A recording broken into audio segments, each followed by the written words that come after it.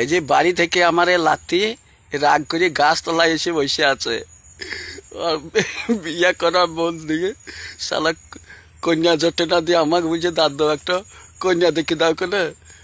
তা আমি কিন্তু চেষ্টা করলি এ লাতে বিয়া দিতে পারবো না, শালো কোনো ইনকাম নাই, বিয়া দোচালা বউতে খাবে কি কন্ট্রোলে চাইল খাবে? হ্যাঁ, তোমার শালোর ইনকাম করে শালো ভালো করে কাজ করো গা, আর খালি মোটর সাইকেল লোবো কাছে। আরে মোটর সাইকেল তো পণ পাবি শ্বশুরটা দেবে, তা তো কাজ করে পয়সা জমা, তবে তো বউ কত শুনো পাউডার কত কি লোবো বুঝবে সেগুলো বউকে দিবি, তবে তো বউকে তুই ভালোবাসবে। তো চিন্তা করি না, তুই বিয়া দেবে এটা গ্যারান্টি।